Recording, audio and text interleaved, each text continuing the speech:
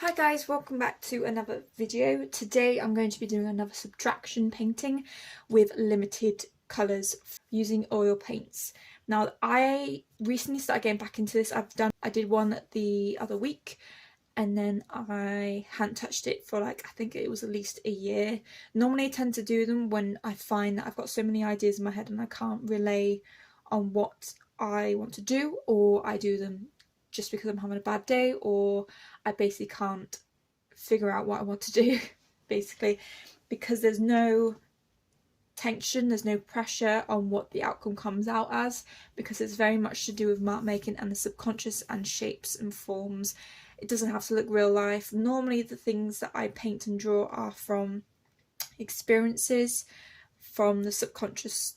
It's very psychological, I find, this painting, and I thoroughly enjoy it. I wish I could do it at least once a month. When I get carried away with a certain project, obviously I don't want to stop in the middle of it and stop the steam from carrying on. I want to carry on that project till the very end whilst I'm indulging in all the ideas and the experiences from it. I don't want to end up stopping and then doing this and then going back to it. I want to very much carry it on and keep it going until the very end. Whereas this one's kind of a, what am I thinking, what am I feeling, how and why am I feeling this, what can I see in my painting, what can I not see in my painting, why have I chosen these colours, etc, etc. So today's palette, I will show you in a minute, it's literally white and blue. Now I've got tons of blue. They tend to be overtaking my collection of oil paints from several different brands, to the point that some of them have been there since since I started my first oil painting basically. And I thought I really like the idea of doing a blue painting. Don't know why. I find blue very relaxing, supportive, and it's just a really nice way to, it's not attention grabbing. I also want to clear out a load of my blues because, like I said, some of them have been with me since the very start of my oil paint career, which actually wasn't that long ago. I think the first proper oil painting that I did was, as in not at school, outside of school, was when I was 14 to 15 years old. It's of a giant apple. I still have the painting right now. Actually, it's called Vibrancy of Colour, and it is a bunch of apples on a A2 canvas. I was very, very pleased with it. It was so beautifully done, and I spent hours on it, and I could never bring myself to sell it because for me it was just too personal. Despite the fact it's just apples, still life is always quite personal to me. So I'm just going to quickly show you the colours. These are just some of the blues. Well, literally they're all the blues that I've got in my collection. Some of them do look very similar in colour, but actually I think it's just the photo. I think it's just the phone not being able to pick them up. So we've got some Winsor & Newton, some Georgian, and some other ones I'm not even going to attempt because I'll be embarrassed to, and some Reeds. Some of them actually are semi-empty, so I'm hoping this is actually going to be a bit of a clear out, just getting rid of a load of blues, because blues tend to be the one colour I don't actually use as much, and that's why I've decided to use blue as the limited palette for this subtraction painting. If any of you are wondering what this is, it's like an oil spill, so there's like an oil slick on top of your oil paints, and sometimes it just leaks because it's a lot more finer than the actual oil paint. It's completely natural. Sometimes when it splits, they just kind of go over it, like you can see a bit on that lid as well. And obviously my massive tube of titanium white from Winsor & Newton, which cost me a tenner compared to the rest of them, which were either given to me in a set for Christmas, or I've bought them in a set for a review. So those are the colours that I'm going to be using. Like I said, they're just white and all variations of blue. There's not really a warm blue, they're very much a series of cold blues. So I don't know how it's going to work in terms of the sense of depth. There is a couple of purples and lighter shades, so I'm hoping that will kind of give it a sense of midground and background. But we'll just have to go with it. If it doesn't work, it doesn't work, because the whole point of art is to constantly progress and research. You don't set out to do a masterpiece straight away, you just research and practice, and at the end of the artwork, if you find that it's actually what you wanted and it's doing exactly what you wanted and it looks the part, then you've done it. You subconsciously done it, which is always fabulous to know, especially when you've put in a lot of time and effort, because you can spend hours on a project and not get anywhere for years. There's a couple of things I'm still rattling around with. Eventually do go back to it and do a little bit more, and I'm just like, I still haven't found the way or the medium around it to get to that final piece. So this is when subtraction painting comes in. Acrylic pouring and fluid pouring, resin pouring as well, they all kind of play a part in it, mostly because of the colour element and also that lack of control. Yes, you get a limited palette because you get to choose what colours you put in there, but it's still out of your hands. Whereas this is still out of your hands because you're not really controlling what you paint. Yes, you put the marks down, but subconsciously your brain is doing it without you even knowing it. My tools for today are going to be some scrapers, so these are them. I find these just really nice to use. I've always been a scraper person. I tend to use paintbrushes on smaller canvases, like I'm talking about A4 and smaller. I just can't get to grip with a massive paintbrush on a canvas. It's just, the marks are just the same and they're quite boring. Anything bigger, I tend to use a silicone nib, or I use textured background to help form the background with it. So without further ado, I'm just going to do some aesthetically pleasing painting, hopefully.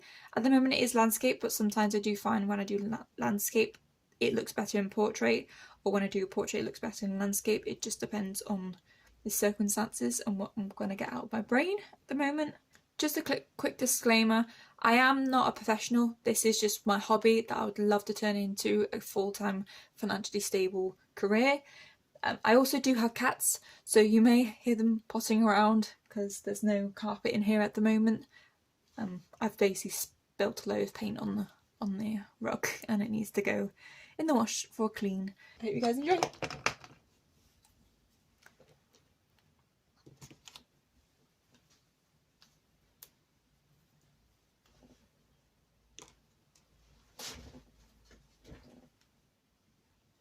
First one is this one. Here's one of the oldest ones we've got. Well, I hope. I'm just going to go straight on the canvas.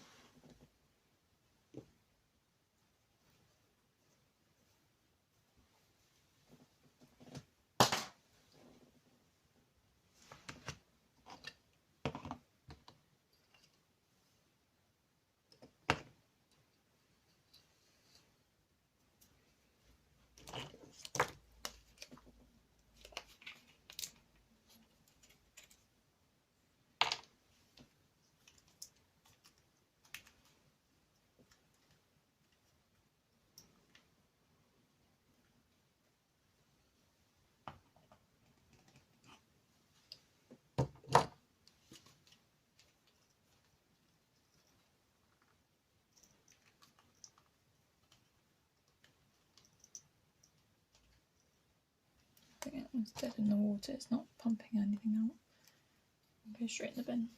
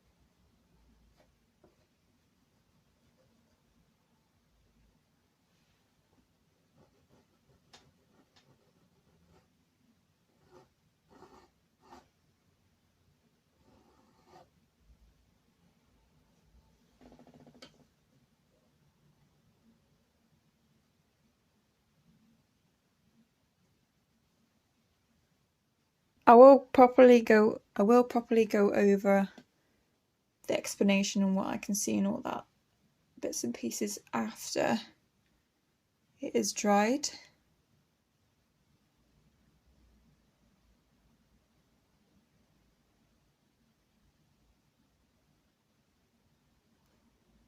But for now, thank you guys so much for watching. I hope you enjoyed this video. Please give this video a like and subscribe to my channel to see more videos like this.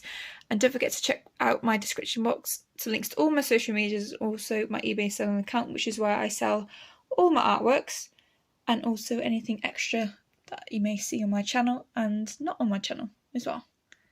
But until then, I shall see you guys next time.